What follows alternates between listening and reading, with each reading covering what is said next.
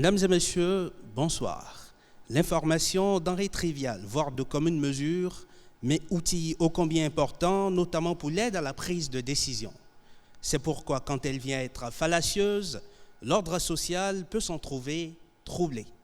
Les fake news ou infox, comme recommande l'usage francophone, sont ce que d'aucuns appellent le cancer de la presse moderne. Et c'est à cela que nous allons consacrer nos échanges d'aujourd'hui, lesquels prendront la forme d'une conférence. Fake news, en voulez-vous? Sur Internet, il y en a à l'appel. Tenez, pour exemple, il a circulé sur les réseaux sociaux il y a quelques mois seulement une information faisant état de licenciement de masse ici dans nos murs à l'ORTB.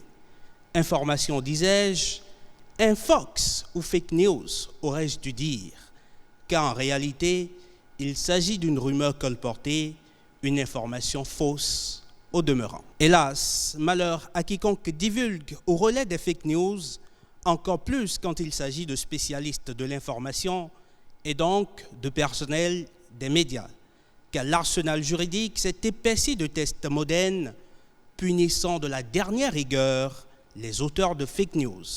C'est ainsi qu'ont été épinglés nos confrères Donatien Dieglé et Casimir Pédia, tombés sous le coup de la loi, peut-être en méconnaissance des tests. Des tests, justement, nous allons les revisiter au cours de cette conférence pour nous prémunir contre d'éventuelles dérives. Et pour ce faire, deux sujets en débat.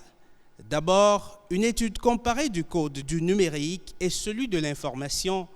Ensuite, les écueils à éviter et les sanctions encourues. Il est entendu que la présente manifestation s'inscrit dans le cadre de la célébration de la Journée mondiale de la liberté de la presse, le 3 mai, dont l'édition 2019 est placée sous le thème « Médias pour la démocratie, le journalisme et les élections en période de désinformation ».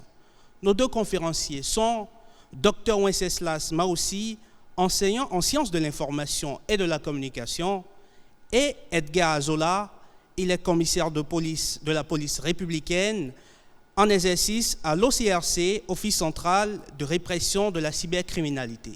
Sans plus tarder, nous allons laisser la parole à nos deux spécialistes pour développer les thèmes du jour.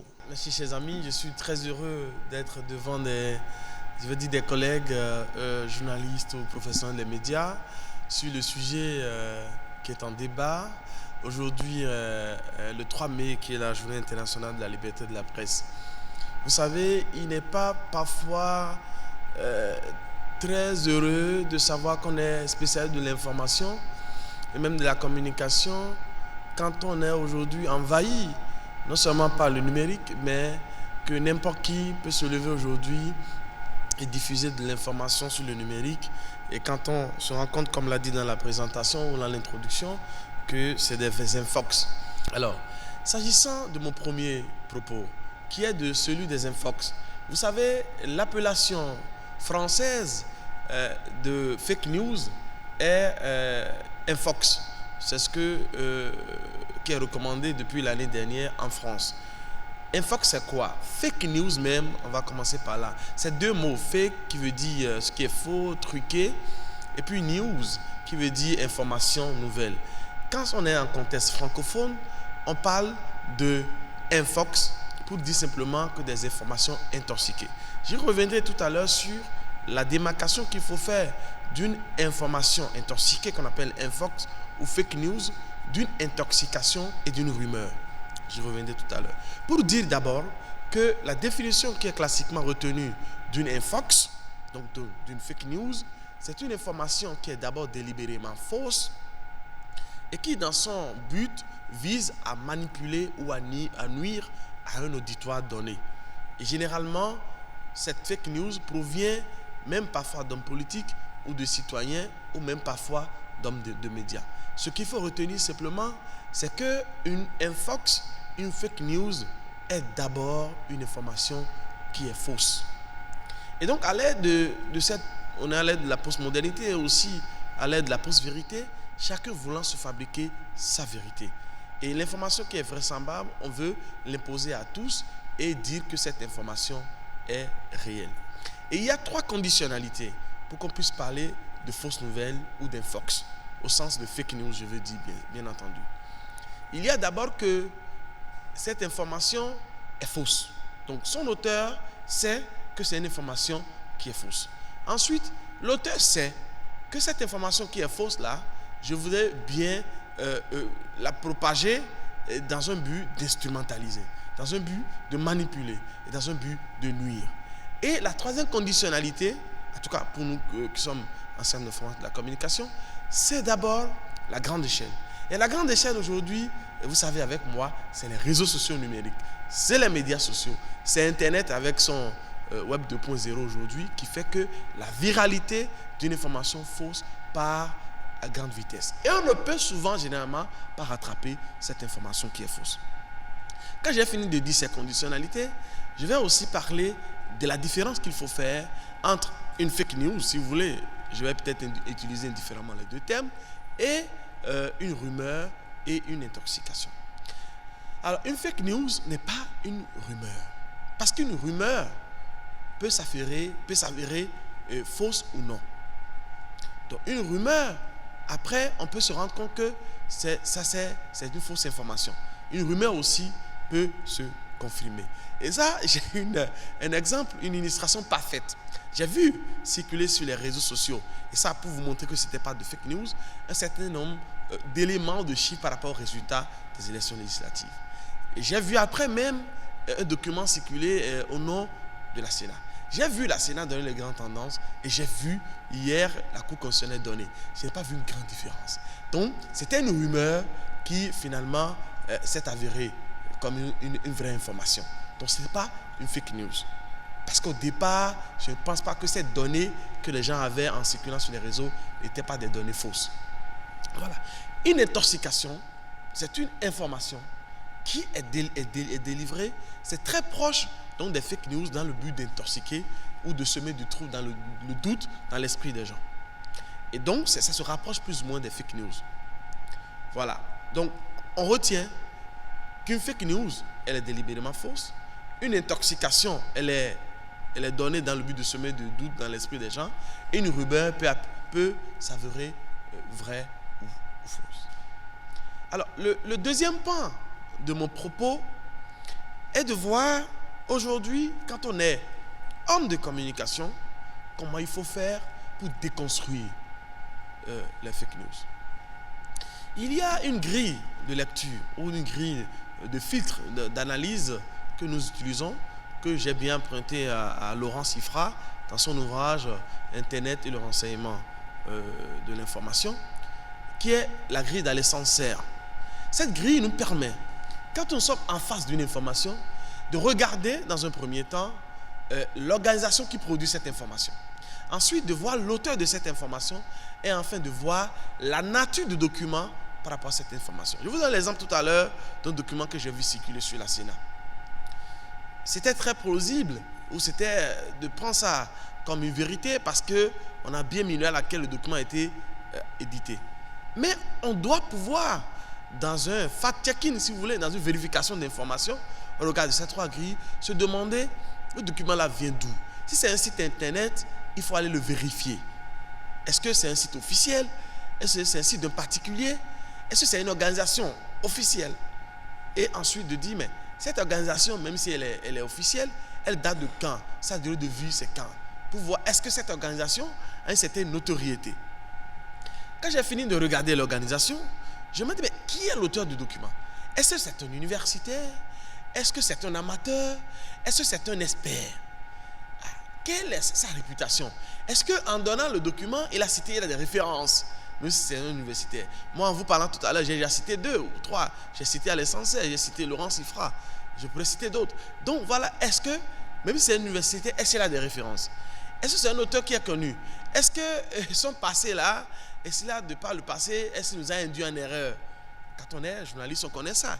Et les personnes de référence que nous avons, est-ce que c'est une personne de référence de qualité? Est-ce qu'aussi, et bien entendu, cette personne de référence, au moment où il est en train d'opiner, est-ce qu'il opine pour son branding? Est-ce qu'il opine pour sa conviction politique? Est-ce qu'il opine pour faire du prosélytisme?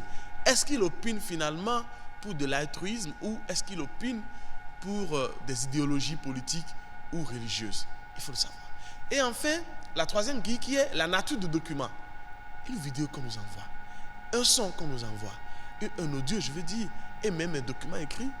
Il faut pouvoir se dire, est-ce que ce document n'est pas falsifié?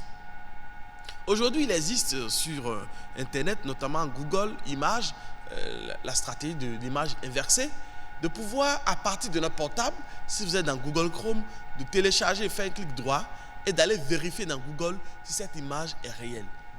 Si cette image n'a pas été déjà utilisée ailleurs. Et donc ça, vous pouvez le faire. Pour vous assurer que, l'organisation qui a donné l'information est une organisation crédible. Ensuite, l'auteur a aussi d'une certaine réputation. Et enfin, le document que vous avez en face de vous est un document authentique. Quand ces trois conditions, et il faut prendre du temps pour vérifier, ça peut prendre 5 minutes, ça peut prendre 10 minutes. Quand ces conditionnalités ne sont pas réunies, vous n'êtes pas normalement autorisé à diffuser ou à partager un tel document. Et quand on est qui plus est spécialiste de l'information ou journaliste, on prend ça avec un pincette. Et je dis, cette grille, je l'ai résumée, c'est beaucoup de critères et ça peut nous amener à vraiment prendre du temps. Parce que justement, dans les questions des fake news, c'est encore l'esprit humain qui peut discerner le vrai du faux. Et à travers cette grille que je viens de vous dire. Alors, pour aller loin, qu'est-ce qu'il faut faire? Il faut que nous, journalistes, nous spécialistes de l'information, de la communication au sens large, on puisse se spécialiser. Si je suis spécialisé dans un tel domaine, si on m'amène tout de suite une information touchant des questions de pratique informationnelle, moi je sais tout de suite que c'est vrai ou c'est faux. Et je peux vous dire 2 exemples. Quand j'ai reçu la vidéo de l'ancien chef de l'État de son balcon, je me suis interrogé. Quand j'ai reçu, je vous ai dit que c'est une rumeur qui s'est avérée, les résultats des législatives, je me suis posé des questions, j'ai dit mais ça c'est plausible. Et après, c'était plus une rumeur, ça s'est avéré. La Sénat a donné les grandes tendances en confirmation et la Cour constitutionnelle aussi a donné ça. Je peux vous dire que quand on se spécialise, en tant que journaliste, on est capable. Et j'en vois ici à l'ORTB, je suis très heureux de savoir si le doyen est dans la salle, Didier Ibemada Fimé, qui est aujourd'hui une référence en matière de spécialisation sur les questions de l'environnement. Il y a aussi William Tchoki, si je ne me trompe pas. Il y a d'autres aussi qui se spécialisent dans d'autres domaines. Voilà, c'est ça. Quand on a fait ça, quand on s'est spécialisé, on peut. Ensuite, je voudrais aussi dire, et là, peut-être le commissaire reviendra sur cette question, quand on s'est spécialisé, mais avant, on se met en réseau. Il faut se mettre aujourd'hui en réseau de fact-checkers, c'est-à-dire en réseau des gens qui vérifient l'information avant même que ce soit diffusé sur notre propre média. Parce que les médias classiques aujourd'hui demeurent des médias qui sont plus crédibles que les réseaux sociaux numériques. Et puis enfin, dans ce registre-là, il faut voir comment est-ce qu'on pourra diffuser dans nos langues nationales. Et une fois encore, l'ORTB est très présent là en tant qu'office, 18 langues sur Radio Alafia, comment divulguer le code numérique ou le code de l'information et de la communication. Et alors, pour terminer maintenant par rapport à la question de l'articulation qu'il faut faire entre le code du numérique et le code de l'information, on est régi par le code de l'information et de la communication. Mais le code du numérique qui s'adresse à tous citoyens ne sont pas non moins des citoyens.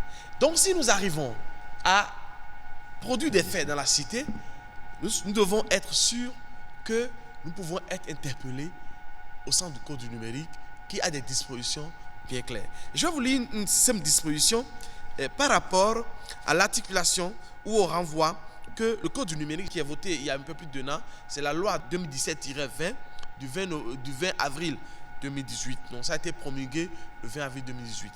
En son article 558, qui dit exactement ceci.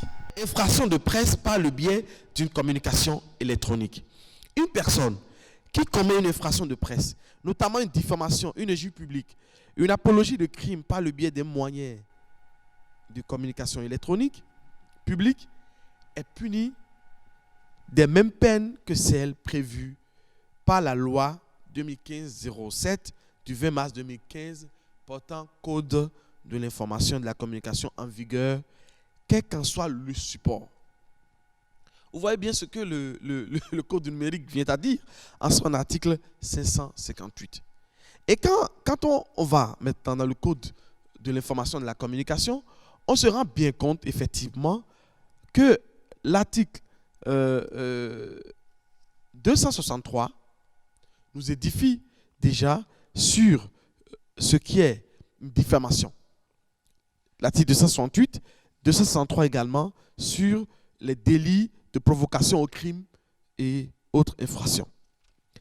Et pour dire que l'article 68, assez clair, dit « Toute allégation ou imputation d'un fait qui porte atteinte à l'honneur ou à la considération d'une personne ou du corps auquel le fait est imputé est une diffamation. » Et là, je fais un petit mémol pour dire, il faudrait que les professionnels des médias que nous sommes, nous puissions vraiment nous imprégner de la question de la diffamation. Nous pouvons bien révéler un fait dans notre organe classique, dans notre média, dans le journal, qui peut être vrai.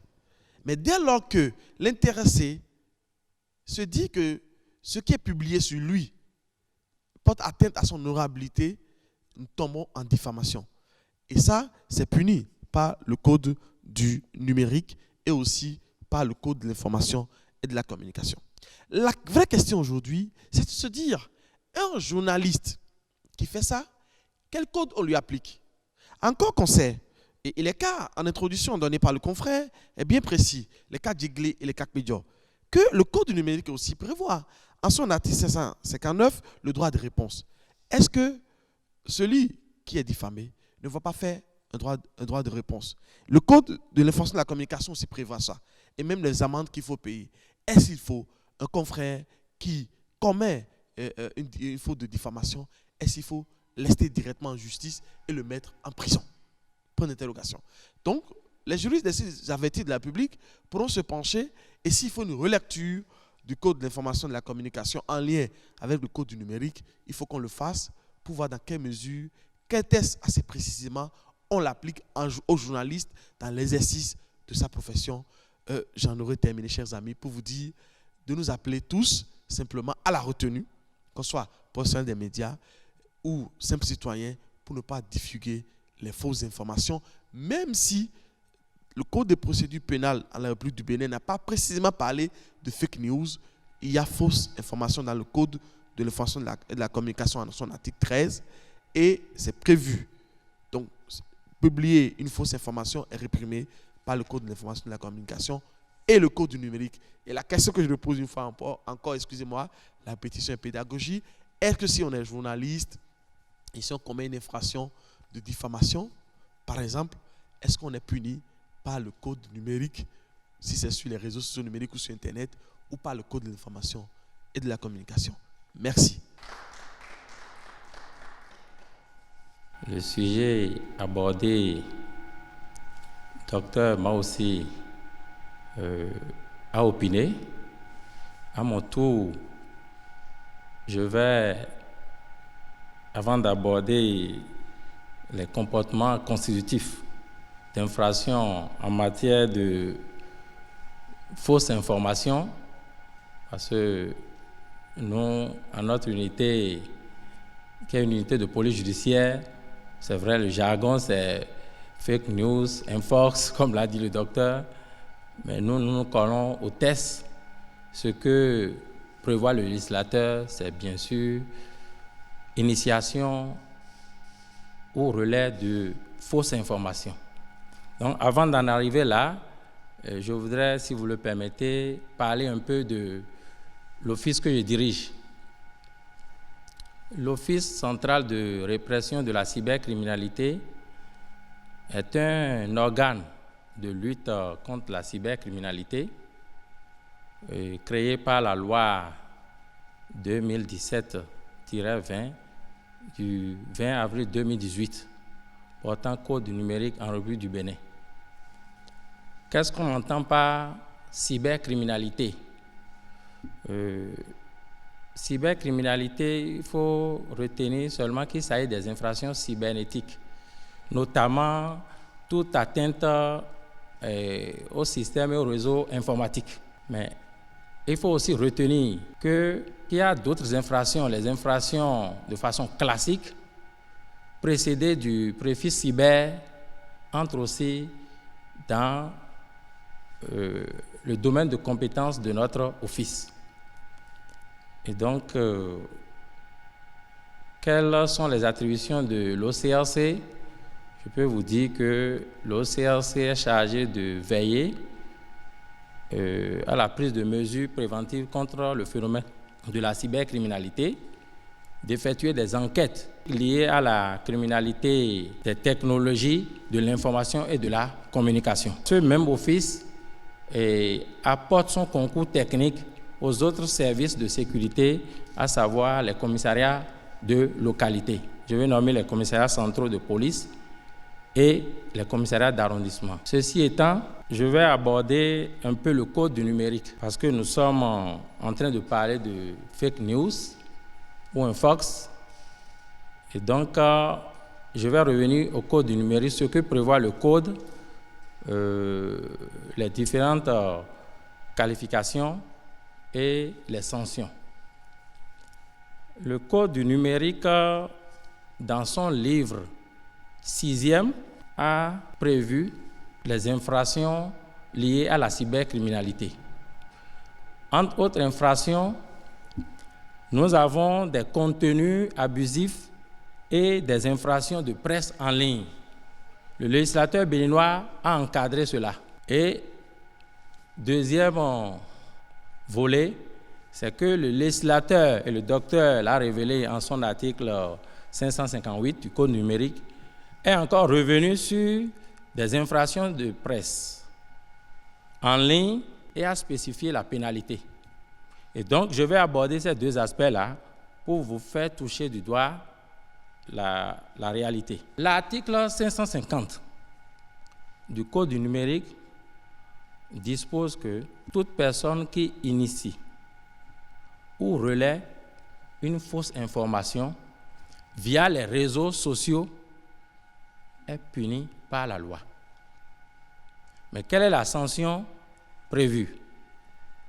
La sanction prévue va de 1 mois à 6 mois, plus une amende de 500 000 à 1 million, ou l'une de ces deux peines seulement.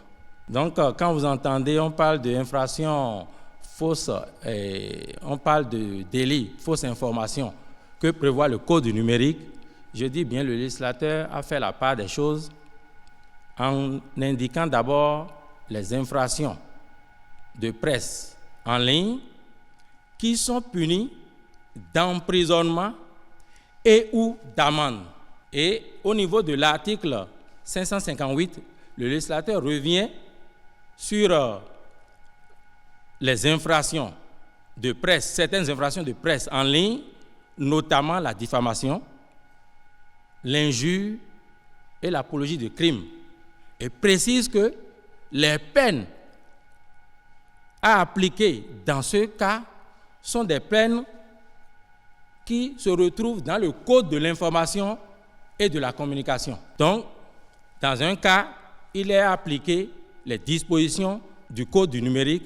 Dans l'autre, il est appliqué la pénalité qui se retrouve dans le Code de l'information et de la communication.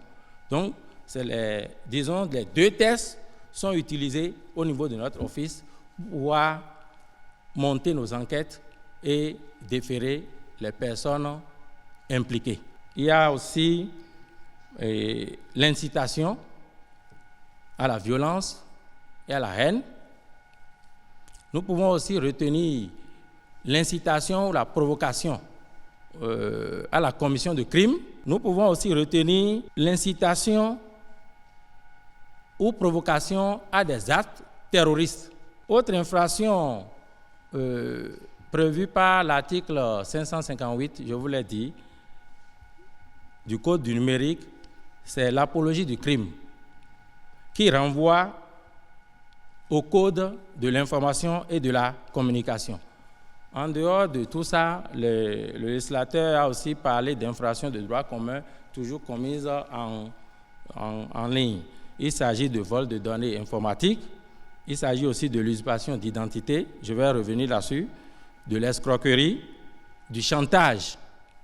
Il s'agit aussi de l'atteinte à la vie privée. Lorsque quelqu'un se prononce dans un lieu privé et vous captez, vous enregistrez et vous transmettez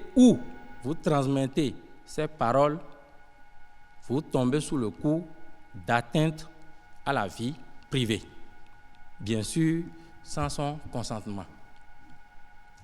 La même chose concerne l'image.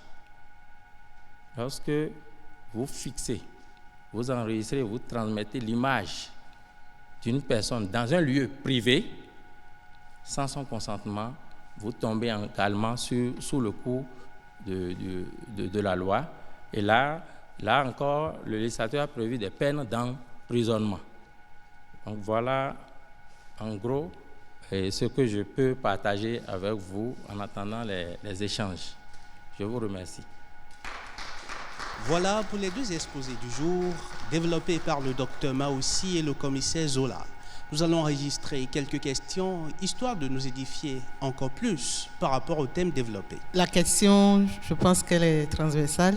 Comme l'a dit le docteur Maoussi, on a déjà connaissance du code de l'éthique et de la déontologie en matière des médias. Et aujourd'hui, le code du numérique s'y ajoute et on se demandait réellement quelles sont les implications de part et d'autre. Après avoir suivi les deux exposés, on voudrait quand même savoir qu'en est-il des lus pour vous, des vues pour vous que nous partageons allègrement. Est-ce que si je partage un lu pour vous qui peut-être m'a intrigué ou m'a fait rire ou d'une manière ou d'une autre m'a intéressé, je partage ça dans un autre groupe. Est-ce que s'il arrivait que cette information, lue pour vous, malgré la mention lue pour vous, est une fausse information, est-ce que je serais poursuivi d'avoir partagé une fake news? Moi, je voudrais savoir ce qu'on a vécu avant-hier, il y a eu pas mal d'images qui circulent sur les réseaux sociaux, d'informations. Et si on partage, qu'en est-il? Merci. Il y a des forats, des groupes qui se créent. Quelle est la responsabilité de l'administrateur? Et est-ce que, au vu de ce que prévoient les deux codes, la responsabilité de l'administrateur est-elle engagée au même titre que la responsabilité d'un rédacteur en chef, d'un journal télévisé ou bien de la presse écrite? Tout à l'heure, j'ai cru comprendre qu'on parlait de lieux privés. Par exemple, quelqu'un qui transforme sa maison à un endroit c'est-à-dire veut faire une déclaration de presse au show là et invite les gens dans sa maison. Nous savons que la maison, c'est un lieu privé. On le filme et puis on balance. Et demain, il dit qu'il a dit des choses qu'on ne devait pas balancer. Est-ce que ce n'est pas lui-même qui a fait de sa maison, qui devait être normalement un lieu privé, qui est devenu un lieu public en temps? Je voulais savoir si dans ce cas-là, on est puni par la loi aussi. Je vais aborder la notion de lieu privé. Que devient le lieu privé quand un personnage public se retrouve, par exemple, dans un restaurant, dans un hôtel ou dans une réception de mariage, peu importe, et qui, compte tenu de son caractère de personnage public, pose des actes, tient des propos que l'on capte et qui, malencontreusement ou de façon consciente, ça se retrouve sur les réseaux sociaux. Est-ce qu'on peut toujours parler d'endroits ou de lieux privés et de vie privée d'un personnage public dans ces lieux-là?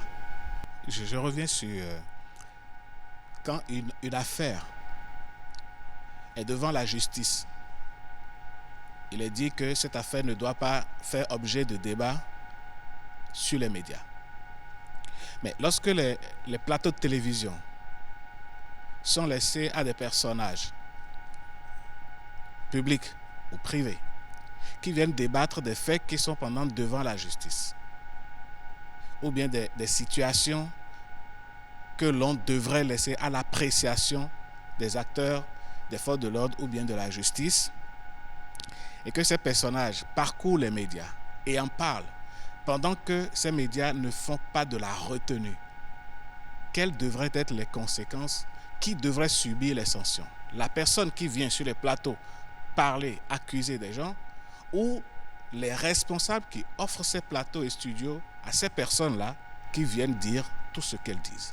Vous avez dit au cas où on divulgue une fausse information en ligne. Je voudrais prendre l'exemple du journaliste Kazmi Pedjo. Soit c'est le code de l'information qui est appliqué ou encore le code du numérique. Est-ce que cette latitude donnée à l'organe de répression, est-ce que cet organe ne va pas en abuser et appliquer ce qui l'arrange ou arrange le côté, celui qui se plaint, le plaignant? D'abord, je vais le dire comme ça parce que je retiens quelques noms. Madame Ghislaine, par rapport à... Elle a cité un document que je n'avais pas vraiment cité et qui fait partie un peu du corpus, on va dire, le code de l'éthique et de déontologie dans les médias.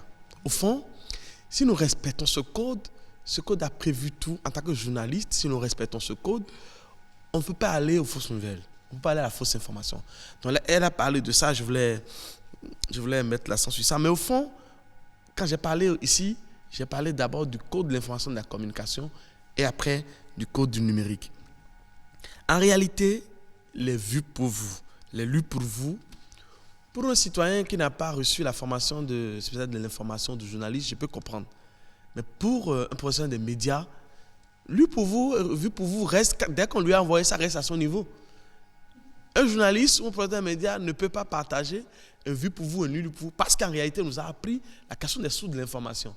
Au pire des cas, quand il va reprendre, il peut dire de certaines sources ou bien oreilles, il peut mettre ça au conditionnel, ou de sources concordantes, de sources bien informées et bien renseignées.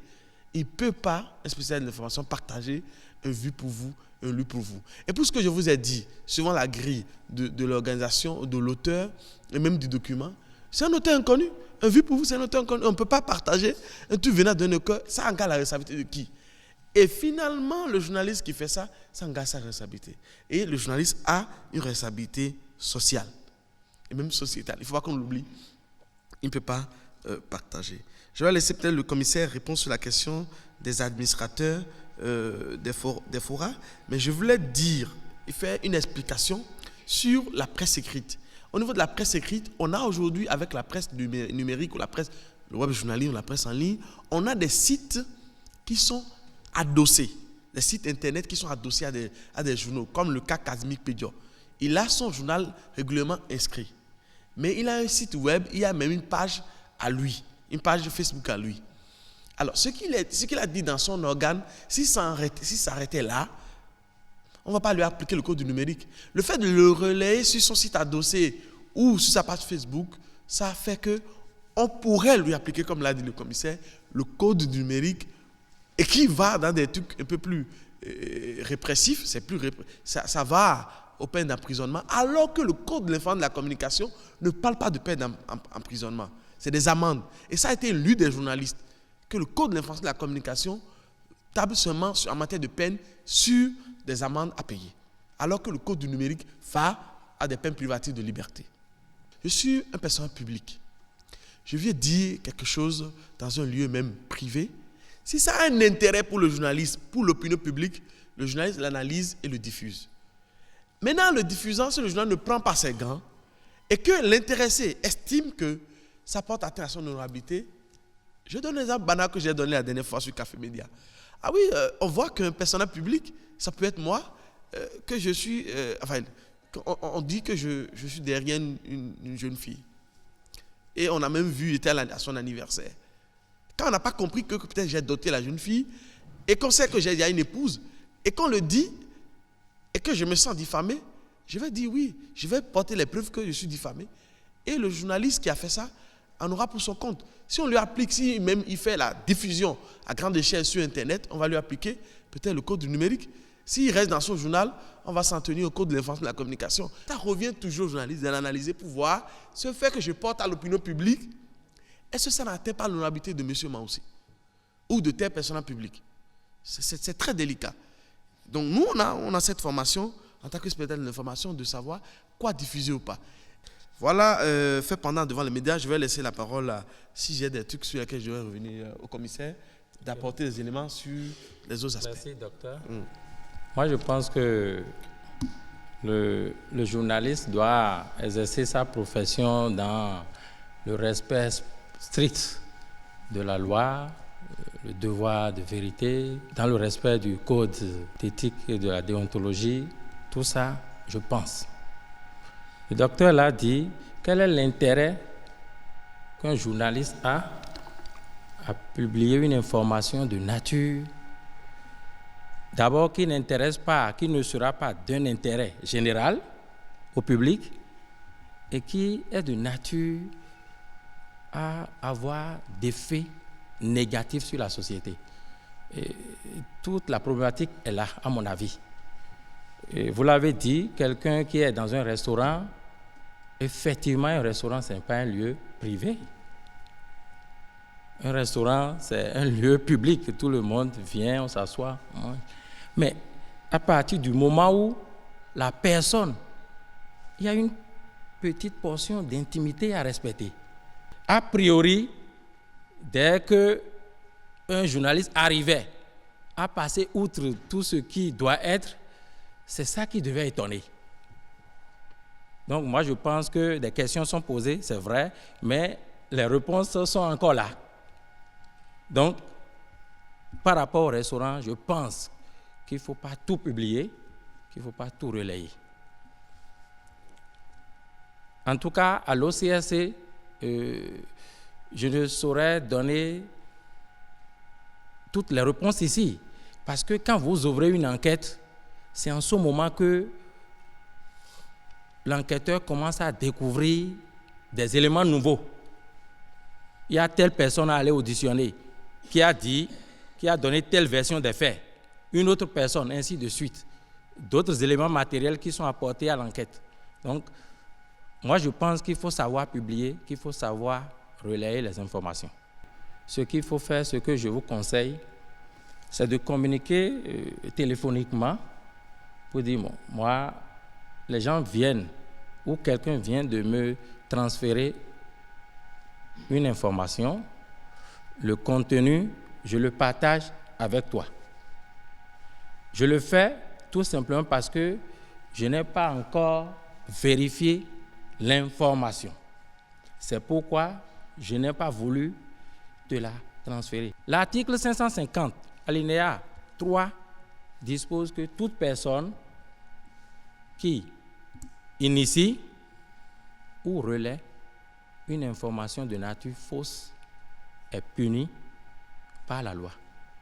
Donc, même si c'est avec votre mari et que l'enquête a révélé qu'à un moment donné, vous faites partie des auteurs qui ont relayé la dite information fausse, je pense que c'est aussi simple que ça. Il faut lire ce que prévoit le code. Le législateur béninois, en prévoyant cette disposition, je pense aussi que dans l'esprit, la lettre de cet article-là, c'est pour préserver l'ordre public.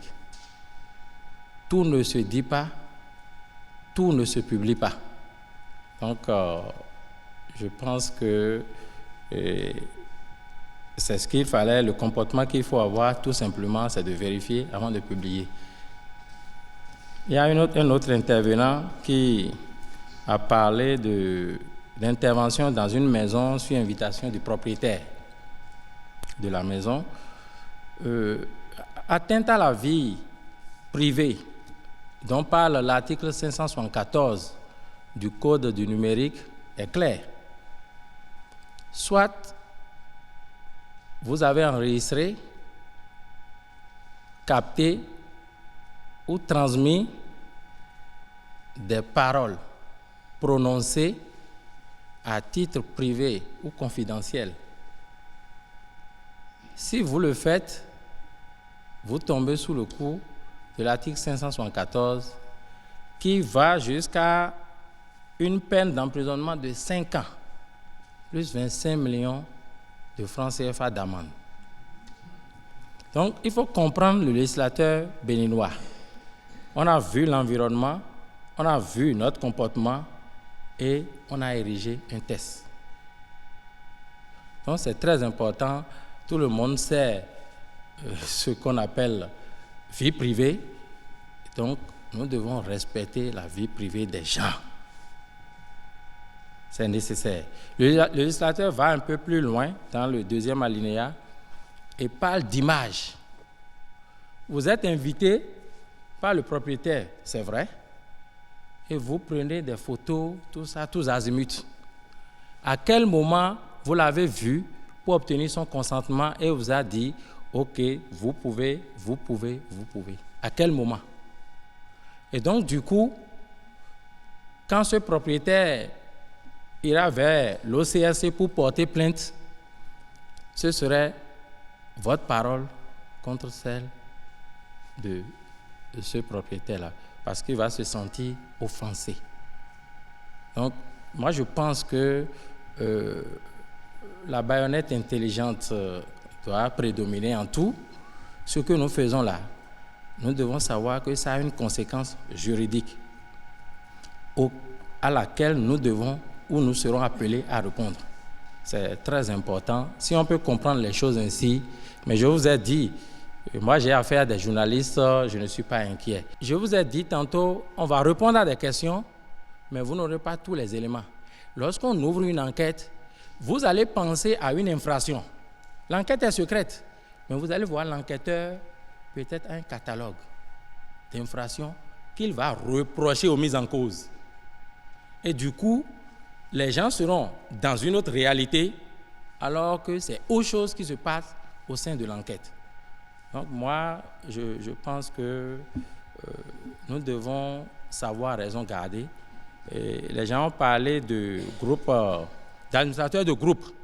Est-ce que l'administrateur de groupe encourt, en tout cas, la même peine ou c'est la même responsabilité que l'auteur d'un poste? Et je voudrais vous rassurer que si vous êtes administrateur de groupe WhatsApp, par exemple, et que l'un des membres du groupe, alors que vous êtes administrateur, fait passer une fausse information et vous restez inactif, pas de réprimande, pas de dénonciation de cas, même au service compétent, vous allez en porter la responsabilité. Oui. La justice, aujourd'hui, vous savez, les infractions, elles sont nombreuses. On peut arriver à vous trouver, à qualifier votre comportement vis-à-vis de la loi. Ce n'est pas inventé, hein. C'est-à-dire la loi est là, on va qualifier votre comportement. Donc il vaut mieux, le conseil que moi j'ai donné quand j'ai fait une sensibilisation dans ce sens, j'ai invité les administrateurs à réagir aussitôt. Toutes les fois que quelqu'un, un membre du groupe, sera amené à publier sur le forum une information de nature fausse. Il faut réagir et en son temps, l'enquêteur va vous entendre et va prendre en compte ces éléments-là. Votre comportement-là. L'enquêteur est obligé d'en tenir compte.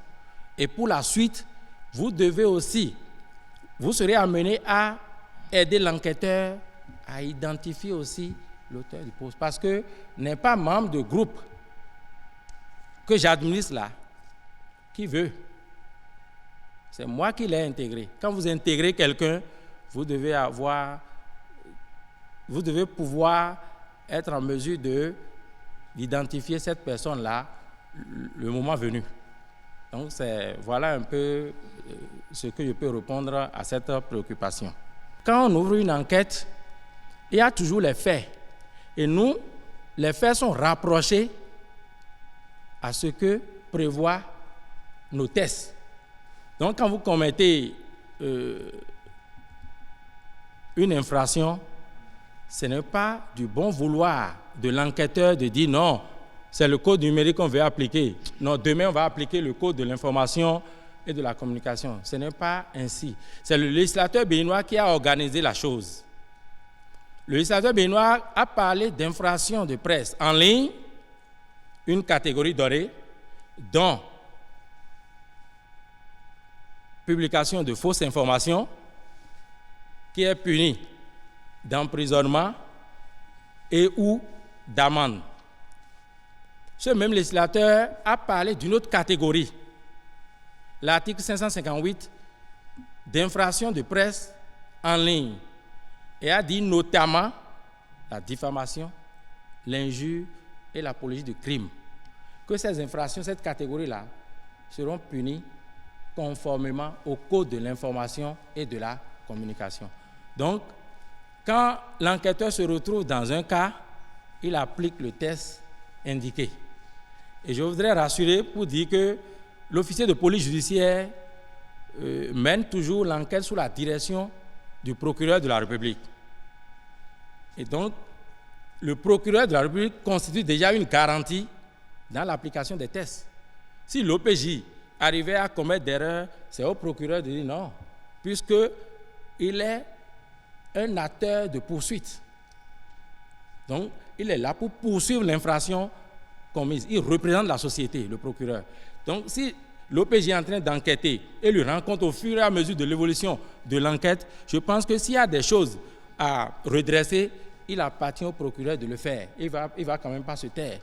Donc, je pense que, en ce qui concerne les droits de la défense, il y a beaucoup de garanties avant même le procès. Merci toujours aux deux communicateurs. Je voudrais rebondir sur la dernière réponse du commissaire quand une affaire est pendante devant la justice, on n'en parle pas. Nous, les journalistes, on est souvent à la quête de la primeur, le scoop, comme on le dit. Une affaire est pendante devant la justice, j'ai des preuves sur une position que je dois donner comme information. Est-ce que je peux me permettre de commencer par donner des bribes d'informations, sachant que j'ai des preuves à mon niveau? C'est la question que je voulais lancer, tout en sachant qu'une affaire pendante devant la justice ne doit pas faire objet de communication.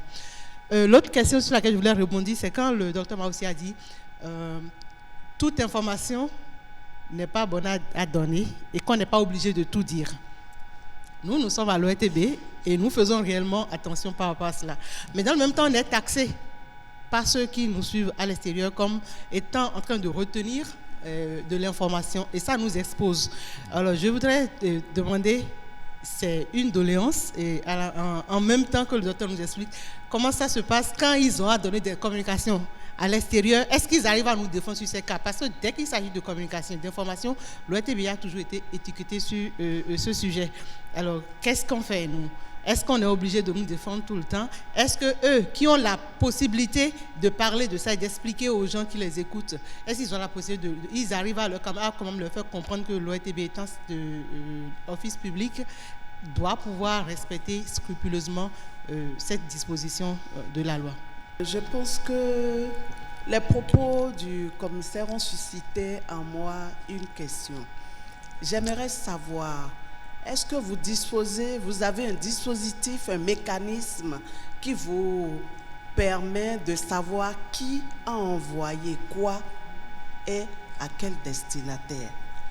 Parce que lorsque je compte les millions d'abonnés sur tel ou tel autre réseau de communication, je me demande comment ça se passe. Ma question, qu'elle vous paraisse pas un peu bizarre, prenons par exemple un responsable religieux ou un prêtre de Fa qui a une révélation selon laquelle il y aura la guerre. Et ce dernier va publier ça sur Internet pour dire, c'est comme ça, il a eu une révélation qu'il y aura la guerre. Est-ce que celui-là, s'il est tombé sur le coup de la loi? Est-ce qu'il suffit juste de parler de l'affaire qui est devant la justice? C'est le simple fait d'en avoir parlé qui vous met sous le coup de la loi? Ou bien lorsque vous dites des choses qui sont tendancieuses ou qui sont d'état à influencer le procès, qu'on vous condamne? Je voudrais comprendre. Ma question, c'est par rapport, je suis venu en retard, je ne sais pas si on en a parlé, mais c'est par rapport aux sources, à la suite de madame.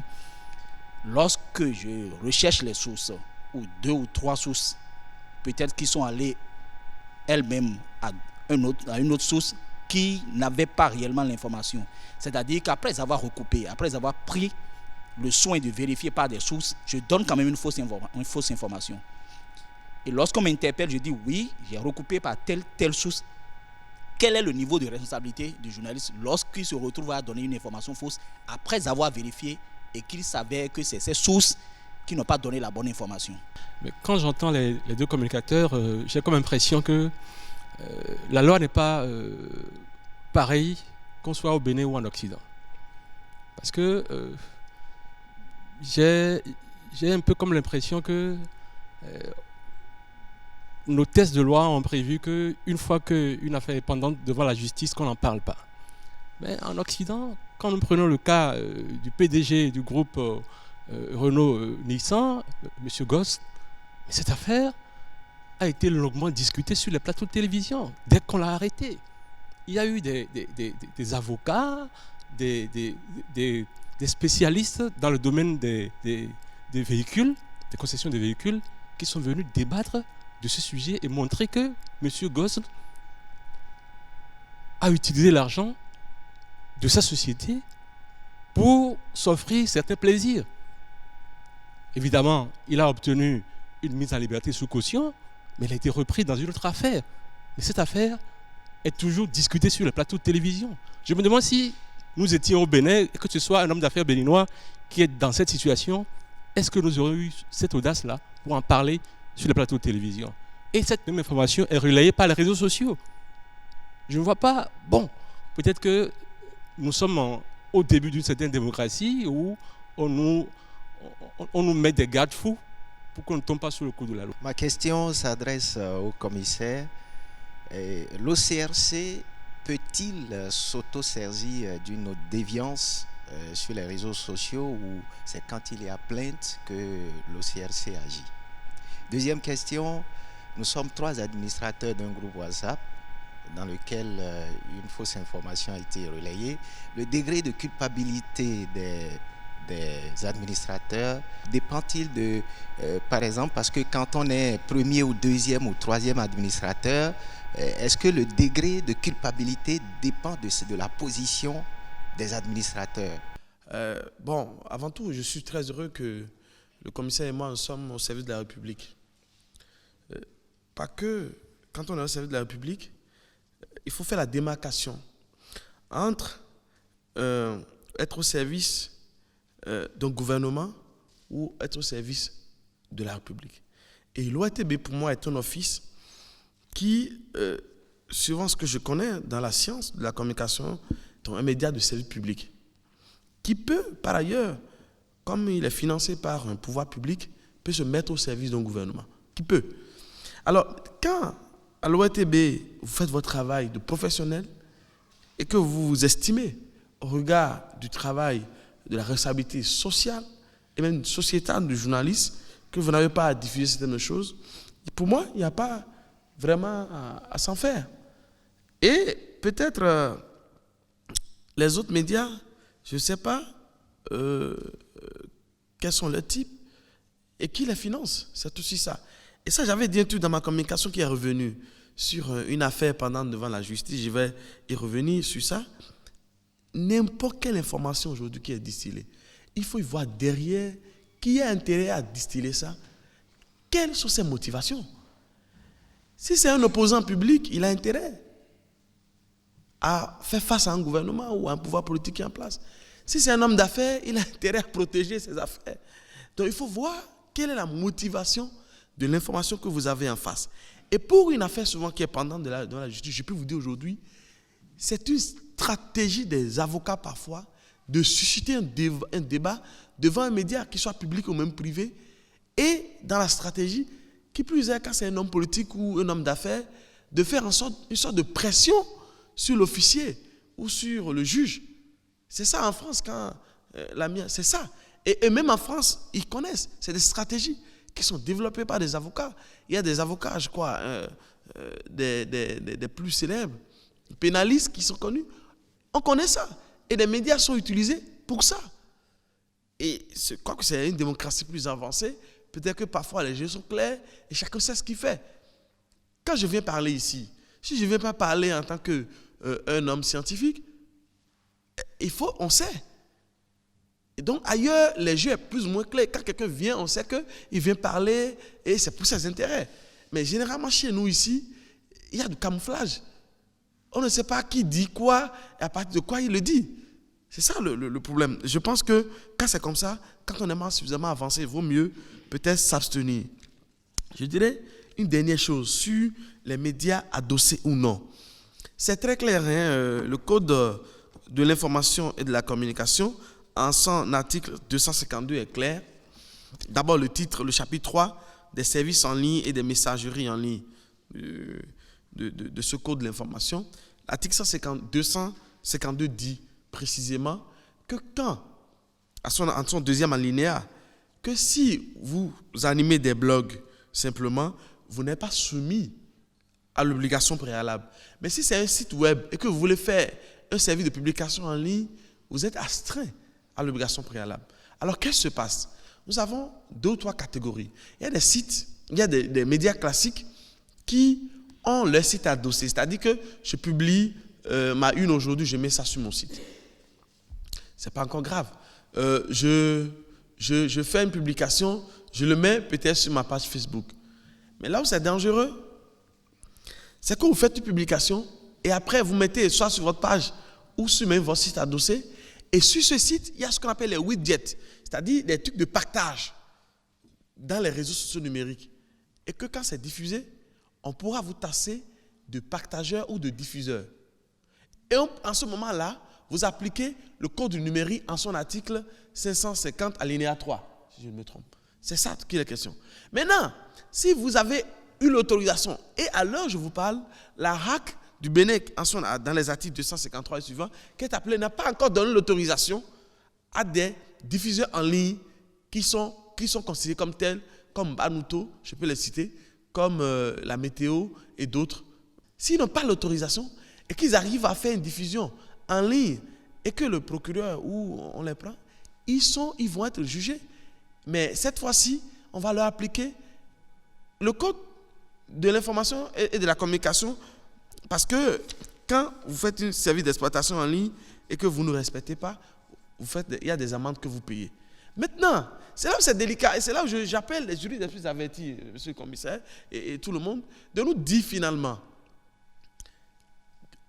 qu'est-ce qu'on applique? Parce que le code de l'information et de la communication dit qu'il faut faire la déclaration préalable. Si quelqu'un ne fait pas ce qu'il faut, l'amende, on le sait. Mais en même temps, il y a un code du numérique qui est venu 2 ans après, qui dit quand je fais un service de publication en ligne, et dès lors, on m'applique le code du numérique, en son article 550 alinéa 3. Voilà là où on est. Et donc, quand c'est comme ça, il faudrait, je pense, et c'est à cela qu'on nous appelle, si c'est une relecture, si c'est une clarification de la part des juges, il faut qu'on le sache. C'est vrai que dans l'enquête, vous l'avez suffisamment démontré, qu'une infraction peut appeler une autre. Dans l'enquête, c'est secret, on ne sait pas. On peut avoir des éléments qui requalifient les faits. Mais il faut qu'on me dise clairement, quand je suis journaliste, j'ai fait mon travail de journaliste, et que je publie, soit sur mon site adossé, ou sur même mon truc en ligne, et là, je n'ai pas encore l'autorisation, qu'est-ce qu'on m'applique? Il faut que peut-être quelqu'un vienne nous dire, moi, je n'ai pas ces sciences infuses, mais moi, je connais juste les dispositions que je dis. Peut-être la RAC va venir nous dire, ou peut-être que la RAC va faire diligence pour autoriser, vu que le texte le dit que c'est à la RAC d'autoriser les médias en ligne. Voilà ce que je peux dire, et le commissaire pourra compléter. Voilà, un intervenant demande si l'OCRC dispose d'un dispositif pour, disons, remonter à l'initiateur d'une fausse information. La réponse est oui. Donc, nous avons des techniques d'enquête qui remontent à l'initiateur d'une fausse information. Moi, je vous invite à relire cette disposition-là. C'est très important. C'est simple. Vous avez initié une fausse information, vous avez publié une fausse information, vous tombez sous le coup de la loi. Donc, qu'on soit 1001 personnes à relayer une fausse information, toutes ces personnes tombent sous le coup de la loi. Si on ne comprend pas, vous allez voir, nous n'allons jamais changer. Et moi, j'appelle à un changement de comportement. C'est très important. La loi est là, la loi est dure, mais c'est la loi, comme on le dit souvent. Donc, moi, je ne fais qu'appliquer et vous dire ce que prévoit la loi. Je n'invente rien. C'est pourquoi je cite même des articles. Chacun dans son métier, dans ce qu'il fait, il faut toujours ajouter à ce qu'on fait responsabilité. Je pose l'acte, que je sois en mesure d'en répondre. C'est important dans un état de droit. Et prêtre de phare qui fait une révélation via les réseaux sociaux pour dire qu'il y aura la guerre. Celui qui dit qu'il y aura la guerre et il fait cette révélation via les réseaux sociaux, il sera arrêté. Oui, il sera interpellé. Il sera interpellé tout simplement parce que ce n'est pas bon de faire des publications de ce genre. La guerre n'a jamais fait de bonnes choses. Guerre, violence, tout ça, non. C'est pourquoi le législateur a institué ce fait-là en infraction et a dit, celui qui dira la guerre, il est en train d'inciter à la violence. Sous d'autres cieux, ce n'est pas 1 mois, 6 mois d'emprisonnement. Ce n'est pas 6 mois ni 1 an d'emprisonnement. Le législateur, sous d'autres cieux, ils sont allés jusqu'à des dizaines d'années d'emprisonnement. Donc, parce que ces pays-là ont connu ce qu'on a appelé la violence. Donc, lorsqu'ils étaient en train d'adopter la loi, l'élaboration, ils ont corsé ce niveau-là. Donc, les réalités à travers les contrées ne sont pas les mêmes. Chaque fois qu'il y a un fait infractionnel, nous essayons de chercher les dispositions de la loi qui punissent ces faits-là. Donc, ce n'est pas à choisir, ce n'est pas un jeu de hasard. Il y a le code numérique et il y a le code de l'information et de la communication. Et vous allez constater que le code du numérique renvoie, certaines dispositions du code numérique renvoient au code de l'information et de la communication. Donc, il faut travailler avec les 2 tests. Lorsque nous disions, quand une affaire est pendante à la justice, il ne faut pas en parler, ça ne veut pas dire que nous sommes en train d'inviter les gens à, disons, à garder un silence ou à les priver de parole. Non. Non. La preuve, il y a eu, disons, des audiences. Je veux parler de la Criette, où des journalistes y vont et viennent faire le compte-rendu. Si vous rentrez dans le dossier et vous en parlez, jusqu'à quel niveau, je ne sais pas, mais soyez prêts à en répondre si, entre-temps, ce que vous avez dit là tombe sous le coup de la loi. C'est pourquoi nous, ici, nous saisissons l'occasion là pour dire, oui, le journaliste a le droit d'informer. Oui, le journaliste doit faire son travail. Sinon, on n'aura même pas d'information à servir au public. Mais attention, il n'y a pas une liberté sans limite. C'est ce à quoi moi j'invite les uns et les autres. Ça s'est passé à l'extérieur. Encore que là, et le test qui est appliqué dans un pays autre que le mien n'est pas le même. Donc, il faut tenir compte de tous ces aspects-là pour pouvoir, avant d'agir. L'OCRC peut-il s'auto-saisir en ce qui concerne les fausses informations publiées via les réseaux sociaux? La réponse est oui. On peut nous saisir, c'est-à-dire dans ce cas, nous appelons ça dénonciation. Toute personne peut dénoncer une publication de fausses informations. L'OCRC peut aussi s'auto-saisir parce qu'entre-temps, j'ai vu le même message passer, je peux m'auto-saisir et ouvrir une enquête, mais tout en prenant soin de rendre compte au procureur de la République. Donc l'OCRC peut bel et bien s'auto-saisir dans le cas de la publication d'une fausse information. Les administrateurs, leur degré de responsabilité. Je crois que dans un groupe, si on est 3 administrateurs, je pense que c'est un moyen pour éviter même la commission d'infraction au sein du groupe. Si on est 3, pendant que l'autre est affairé, l'autre certainement sera en train de suivre et tout ce qui se passe dans le groupe. Donc ce n'est pas une question de, si je suis le premier administrateur, je serai le premier à être, disons, pénalisé, le deuxième et ainsi de suite. Non. Vous êtes, en tant qu'administrateur, vous êtes administrateur, c'est au même niveau. C'est le même niveau de responsabilité. Parce que vous n'avez pas le droit de croiser les bras face à des infractions flagrantes qui sont commises dans votre groupe.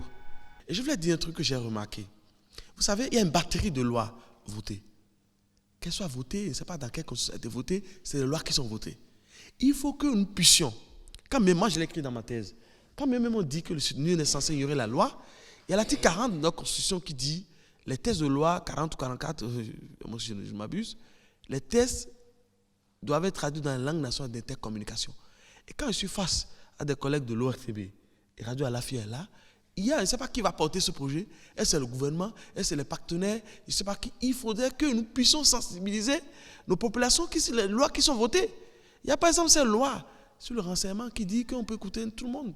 Il y a le code de procédure pénale, notamment pour ce qui est des journalistes, à ces articles 454 à 456, qui renvoient aussi aux dispositions qui existent dans la loi, comme le code de l'information de la communication et le code du numérique.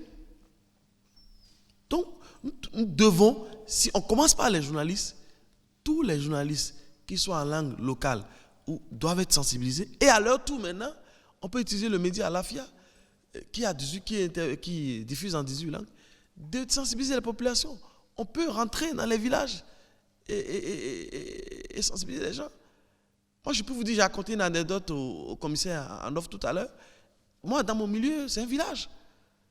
Mais j'ai rapidement rectifié et les gens ne comprennent pas. Donc, je pense, après, eux sont là pour réprimer, d'accord, mais si on n'a pas suffisamment informé la population, les citoyens au sens large, parce que le code du numérique, de façon plus spécifique, s'adresse à tous les citoyens. Et aussi, il y a des lois autour que nous ne comprenons pas. Et donc, on peut commettre des infractions simplement. Et donc, ça veut dire que finalement, on va arrêter tout le monde. Hein. Donc, il faut, oui, parce que tous les jours, si on n'est pas informé, si on n'est pas sensibilisé, et monsieur qui dit oui, voilà, et qui dit en langue, hein, je ne vais pas citer une langue pour ne pas faire ce truc là, mais rien n'en est, c'est faux. Mais il ne sait pas.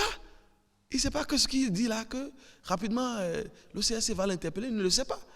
Donc il faudrait, comme je l'ai dit dans mon propos introductif, de former des réseaux de fact-checking. Il faut aussi des réseaux de sensibilisation, des groupes de sensibilisation dans différentes langues et dans différentes communautés. Je pense que c'est très important. Si on n'a pas fait ça, bon, c'est vrai qu'il y a suivi une communication à l'université récemment, et on disait que oui, il faut prendre quelques-uns pour réprimer, pour donner l'exemple. Peut-être d'accord, mais il faut sensibiliser, continuer à sensibiliser.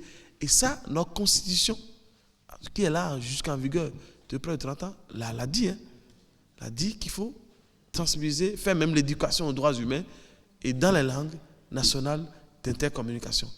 Voilà ce que je peux dire. Madame a parlé d'une affaire qui est à la justice et puis elle détient des preuves. Mais est-ce que dans ce cas, elle peut, disons, publier des trucs irrelatifs? Je dis non. Une enquête, vous l'avez précisé tout à l'heure, l'instruction est secrète. Et donc, à partir du moment où l'affaire est pendante et vous détenez des preuves, ce que vous devez faire en tant que citoyen, c'est de vous rapprocher du juge. Pas pour servir de témoin, ce n'est pas ça. L'objectif, c'est de lutter contre l'impunité. Si quelqu'un a commis une infraction, peut-être les preuves que vous détenez, alors que l'affaire est en instruction, sont de nature à aller à la décharge de la personne inculpée, faites-le.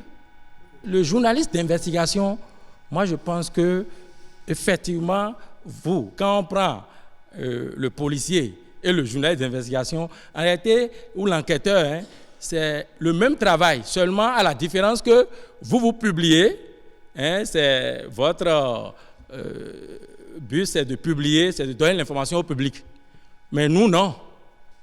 L'enquête étant secrète. Et je dis, dans le cas d'espèce, une enquête qui est en instruction, il vaut mieux se rapprocher du juge en charge du dossier pour lui verser les éléments. Parce qu'en le faisant, vous aurez peut-être sauvé des innocents. Moi, je pense, à mon humble avis, que vous aurez, en tout cas, apporté un grand appui à l'enquête ou à l'instruction en cours.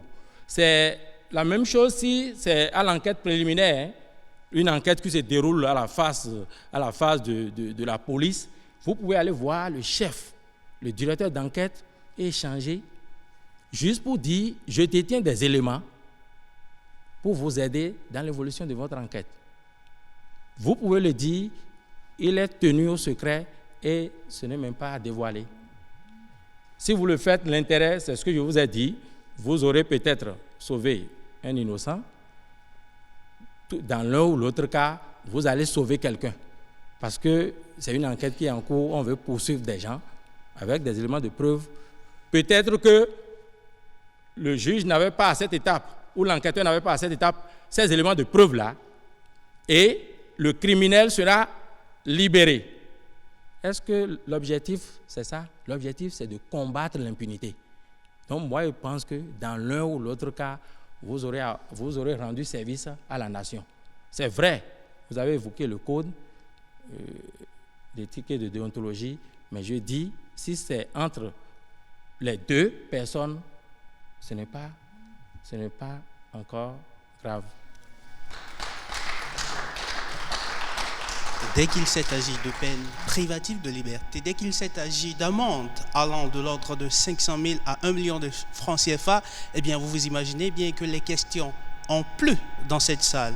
Je suis presque convaincu que vous aussi, à la maison, vous êtes posé beaucoup de questions, restées pour certaines en suspens, sans réponse peut-être, mais ce n'est que partie remise. Amis téléspectateurs et téléspectatrices, merci de nous avoir suivis. Merci à nos conférenciers de nous avoir édifiés sur cette question des fake news, des fausses informations. À nous revoir.